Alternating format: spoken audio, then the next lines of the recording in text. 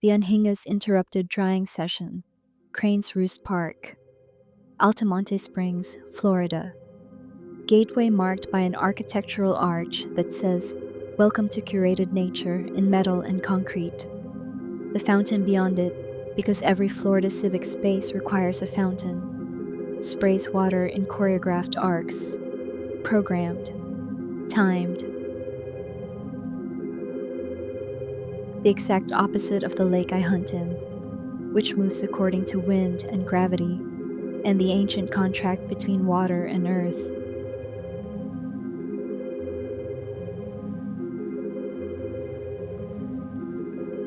Oh, look, the ibis parade. There must be 15 of them.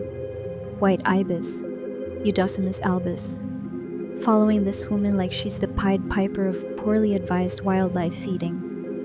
She's got bread or crackers or whatever humans think birds should eat instead of the fish and invertebrates we've evolved to consume. And the ibises? They're all in, completely committed to this transaction. Following her steps, crowding around her feet, that distinctive curved bill pointed upward in anticipation. This is technically discouraged. Don't feed the wildlife signs are posted every 30 feet. But here we are, woman feeding, ibises receiving, a conspiracy of hunger and kindness that ignores official policy. It's not natural. It's not healthy long term. It creates dependency, alters behavior, disrupts the ecosystem's balance. And yet, look at her face. The joy, the wonder, the way she talks to them like they're friends. Like this daily ritual matters. Maybe it does matter. Not the feeding, that should stop, but the noticing, the showing up, the caring enough to want connection, even if the method is flawed.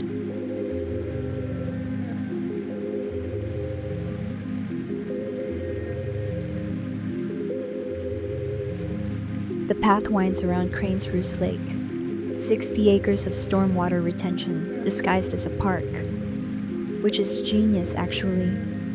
Take infrastructure necessity and make it beautiful, make it functional and meaningful. The walkway is smooth, well maintained, lined with native plantings that someone chose carefully. Saw palmettos, kunti, beautyberry, not just decoration, but deliberate ecology. Food sources for butterflies, shelter for small creatures, roots that stabilize the shoreline. The boardwalk extends over the lake now, wood over water. You can see through the gaps to the surface below, green, reflective, holding sky and clouds, and the inverted world that exists in every reflection.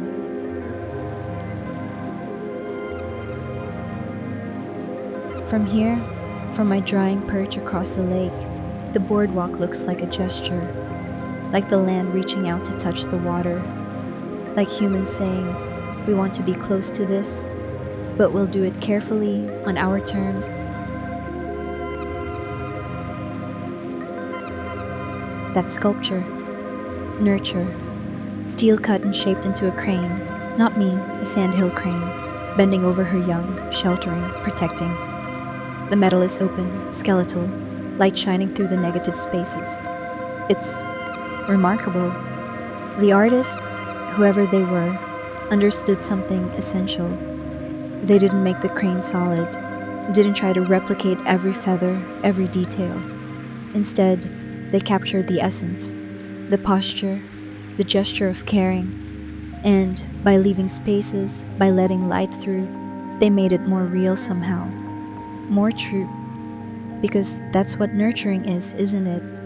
Not solid protection, not impermeable shielding, but creating space, allowing light through, being strong enough to shelter while being open enough to let the world in. The mother crane curves over her young. You can see through her, through the metal ribs, through the carefully cut silhouette, and somehow that transparency doesn't diminish her strength. It amplifies it. I'm not a nurturer, I'm Anhinga,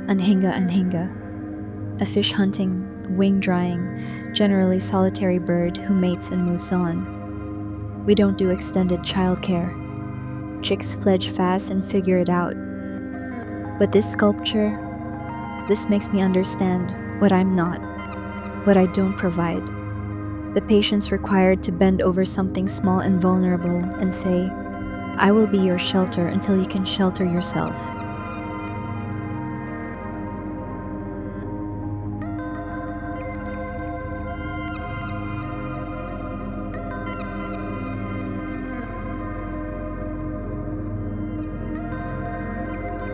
This park, this boardwalk, this managed ecosystem, and the wild, the fish, the turtles, the instincts that drive us all. Cranes Roost isn't wilderness. It's a stormwater retention pond surrounded by suburbs, office parks, apartment complexes. You can see buildings from every angle, hear traffic, smell someone's lunch cooking in a nearby restaurant. But standing here, on this boardwalk, watching the water hold the sky, it's enough. It's nature enough. It's wild enough to matter, to provide habitat, to give humans a reason to slow down and look. Perfect is the enemy of good. This isn't a pristine ecosystem, but it's a functioning one, and that's worth protecting, even if it means occasionally having to narrate while drying. And now, the main event. The subject you've been building toward.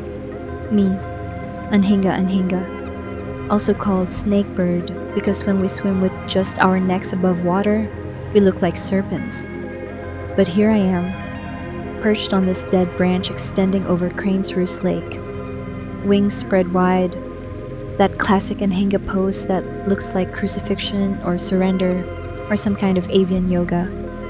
Let me explain the physics. Most birds have feathers coated in oils that repel water. Ducks, for example. They dive, they surface, they shake, they're dry. Waterproof. Anhingas? We said no thank you to that evolutionary advantage. Our feathers absorb water, completely saturate, which makes us less buoyant, which means we can dive deeper, swim faster, pursue fish more efficiently. The trade-off? We can't fly when wet. So after every hunt, we have to do this. Find a sunny perch, extend our wings to maximum surface area, stand absolutely still while solar radiation evaporates approximately 1.2 pounds of lake water from our plumage. It takes anywhere from 20 minutes to an hour depending on sun intensity, wind speed, humidity levels. And apparently now, whether or not we're being forced to narrate. Maybe humans need this too. This forced pause. This biological requirement to stop and wait. For the sun to do its work. You can't rush evaporation. You can't optimize it. You just have to stand there, wings spread, and trust the physics. I'm dry now. Can feel it. The lightness has returned to my feathers. I could fly if I wanted to, could lift off this branch and arc across the lake and dive back into the hunting. Cranes Roost isn't my territory. I don't nest here. I just hunt here sometimes when the fish are running well. It's a stopover, a convenience. But for humans, this is something else. This is refuge. It's ritual. It's the place you walk when you need to remember that there's more than concrete and deadlines and the endless demands of human existence. You named it well. Cranes Roost. A place for resting, for pausing, for spreading your wings and letting the sun do its work. Even Anhingas, especially Anhingas, understand the necessity of that.